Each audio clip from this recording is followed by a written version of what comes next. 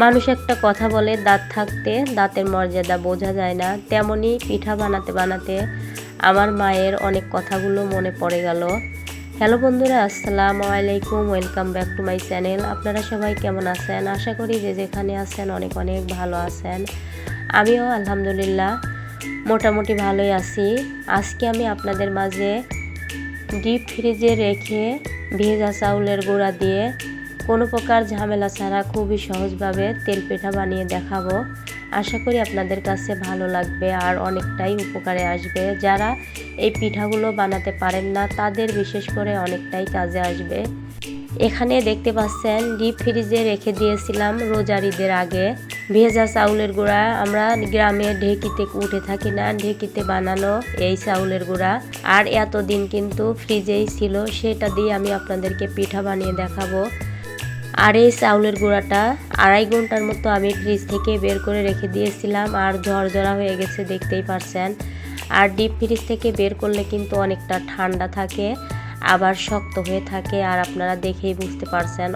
অনেকক্ষণ আগে বের করে রেখে দিয়েছিলাম। এখানে আমি 2 বাটি মেপে চাউলের গুঁড়া নিয়েছি আর এটা কিন্তু সুন্দর করে চেলে নিলাম, দেখতেই পারছেন।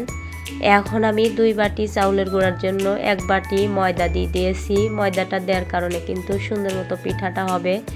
দিয়ে দিলাম পরিমাণ মতো লবণ, আপনারা কম বেশি করে দিবেন। এখন শুকনো উপকরণগুলো হাত দিয়ে মেখে নিয়েছি আর এখানে আমি অনেকটাই গরম পানি ব্যবহার করেছি। ঠান্ডা চাউলের গুঁড়ার ভিতর গরম পানি দিয়েছি, এই জন্য নাড়তে কিন্তু কোনো একটা সমস্যা হচ্ছে না, তবে পানিটা কিন্তু একটু গরমই ছিল। আর সুন্দর করে হাত দিয়ে ভালো করে, দেখতে পাচ্ছেন, পানি দিয়ে ভালো করে বেটারটা বানিয়ে নিচ্ছি। এখন আমি এখানে কিন্তু ওই বাটি মেপেই গলা বাটির মতো চিনি লাগবে। চিনিটাও অল্প করে দিয়ে আমি আবার সুন্দর করে চেখে নেব, যেহেতু কম বেশি মিষ্টি খাবো। এখন পানি কিন্তু 1 গ্লাস নিয়েছিলাম, গ্লাসের সম্পূর্ণ পানি লেগেছে। আর দেখতে পাচ্ছেন অনেকটা সময় নিয়ে কিন্তু এই বেটারটা বানাতে হবে। আমি অফ ক্যামেরায় কিন্তু অনেকটা সময় নিয়ে বানিয়ে নিয়েছি, আপনাদের অল্প সময় দেখালাম। এখন আমি 5 মিনিটের মতো রেস্টে রেখে দিয়েছিলাম, দেখতে পাচ্ছেন। আর এই বাটি দিয়ে বানাবো আর ঘনত্বটা দেখেই বুঝতে পারছেন 5 মিনিট রাখার পরে কিন্তু সুন্দর মতো বেটারটা হয়েছে। এখন আমি আগের থেকে চুলার উপর কড়াই বসিয়ে দিয়েছিলাম, তেল দিয়েছি, তেলটা গরম হয়ে গেছে। এখন একটা পিঠার বেটার দিয়েছি আর দেখতেই পারছেন কতটা ফুলকো হচ্ছে। আপনারা এভাবে করে এই পিঠাগুলো একবার হলেও বানাতে পারেন, মাশাআল্লাহ পিঠাগুলো একদম পারফেক্ট হবে। আমি কিন্তু কোনো রকম পিঠা বানাতে পারতাম না, আমার মায়ের হাতে অনেকটাই বকা খেতাম, অনেকটাই কিন্তু মাকে জ্বালাতন করতাম, এই পিঠা বানাও ও পিঠা বানাও। বিয়ের পরেও কিন্তু আমি অনেকটাই কোনো কিছু পারতাম না, তবে শ্বশুরবাড়ি গিয়ে আস্তে আস্তে সব কিছুই শিখেছি। তবে কেউ কিন্তু হাতে ধরা কোনো কাজ শিখায় নাই, দেখে দেখে শিখে নিয়েছি। এখন এভাবে করে একটা আমি বানিয়ে নিয়েছি, আবার আর একটা বেটারও দিয়ে দিয়েছি। আর দেখতেই পারছেন কতটা তেল দিয়েছি। তেল কিন্তু একবার দিয়েছিলাম, সেই তেলেই কিন্তু আমার সম্পূর্ণ পিঠা ভাজা হয়ে গেছে।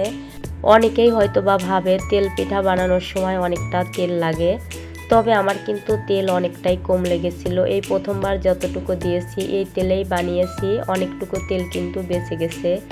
এভাবে করে আমি আর একটা বেটারও দিয়ে দিচ্ছি। আর দেখতেই পারছেন কতটা ফুলকো হচ্ছে, আমি কিন্তু কোনো প্রকার নাড়াচাড়া করি নাই, এমনিতেই ফুলে যাচ্ছে। তবে বেটারটা বানানো যদি সঠিকভাবে হয় তাহলে কিন্তু পিঠাগুলো মাশাআল্লাহ হবেই। এটা কিন্তু একটা টিপস, আমি যেভাবে বেটারটা বানিয়ে নিলাম মাপ করে করে যা যা দিলাম, আপনারা এভাবে করে যদি পিঠাগুলো বানান তাহলে সুন্দর মতো পিঠাগুলো হবে, ভিতরেও কিন্তু কোনো প্রকার আটা থাকবে না। মাশাআল্লাহ দেখেই বুঝতে পারছেন আমার পিঠাগুলো কতটা পারফেক্ট হচ্ছে। তবে যা বলছিলাম, আমার মা কিন্তু অনেকটাই অসুস্থ ছিল, ডায়াবেটিক্সের রোগী ছিল, কিডনির রোগী ছিল, প্রেশারের অনেকটা সমস্যাই ছিল মায়ের। তারপরেও মায়ের কাছে যাই আবদার করতাম, সব কিছুই কিন্তু পাতাম। এখনও কিন্তু মাশাআল্লাহ সব কিছুই পাই। মা কিন্তু মারা গেছে 5 বছরের মতো, তবে অসম্পূর্ণই থেকে যায়। মায়ের বাড়িতে যখনই যাই না কেন মায়ের কথা মনে পড়ে, মা যেখানে ছিল, মা কোনখানে বসতো, কোনখানে থাকতো, অনেকটাই মিস করি। অনেক কিছু থাকার কারণেও কিন্তু মায়ের অভাবটা অনেকটাই কষ্ট দেয়। এভাবে করে পিঠাগুলো অনেকটাই ভালো করে কিন্তু বানানো হচ্ছে, দেখতেই পাচ্ছেন সম্পূর্ণ পিঠাগুলো। আর মা মারা যাওয়ার পরে কিন্তু এখন আর ওইভাবে কারোর কাছে আবদার করা হয় না, নিজে নিজেই সব কিছু বানিয়ে খাই। আর এভাবে করে দেখতে পাচ্ছেন পিঠাগুলো সম্পূর্ণই হয়ে গেছে। আর আগে মা ছিল তখন কিন্তু নিজে কোনো সময় এভাবে করে কোনো পিঠা বানাতাম না। শীতের মধ্যে যে পিঠাই বানাতো না কেন সব সময় গিয়ে খেয়ে আসতাম, আবার কিন্তু বাসায় পাঠা দিত। আবার গরমের সময় যে পিঠা সে পিঠাগুলোও মা কিন্তু বানিয়ে দিত। নিজের হাতে কোনোদিনও আমি পিঠাগুলো বানাই নাই। এখন কিন্তু মাশাআল্লাহ সব কিছুই পারি। মা কিন্তু বলতো তুই কিছুই পারিস না। তবে এখন যদি আমার মা বেঁচে থাকতো অনেকটাই খুশি হতো। তবে আল্লাহ তাআলা যার যা করে ভালোর জন্যই করে। তবে আমার মায়ের জন্য সবাই দোয়া করবেন, আমার মা যেন জান্নাতবাসী হয়। অনেকটাই কষ্ট হয় মায়ের জন্য। আর এভাবে করে পিঠাগুলো সম্পূর্ণই বানানো হয়ে গেছে। আর এই যে আপনাদেরকে আমি ছিঁড়ে দেখালাম একটা, ভিতরটা কত সুন্দর হয়েছে। ভিডিওটি যে যেখান থেকে দেখলেন অসংখ্য ধন্যবাদ, তার মন থেকে অনেক অনেক ভালোবাসা রইল। তবে আমার ভিডিওটি যদি কোনো নতুন ভাই বোনেরা দেখে থাকেন, ইউটিউব থেকে হলে সাবস্ক্রাইব করে পাশে থাকবেন, আর ফেসবুক থেকে দেখলে অবশ্যই ফলো দিয়ে পাশে থাকবেন, আর লাইক কমেন্ট শেয়ার করবেন। আর পুরাতন ভাইয়ারা আপুরা যারা আমার পাশে আছেন অসংখ্য ধন্যবাদ আপনাদেরকে। আর আমার ভয়েস বা ভিডিওতে যদি কোনো ভুল ত্রুটি হয়ে থাকে সবাই ক্ষমার দৃষ্টিতে দেখবেন। আজকের মতো এখানেই শেষ করছি। আল্লাহ হাফেজ, আসসালামু আলাইকুম।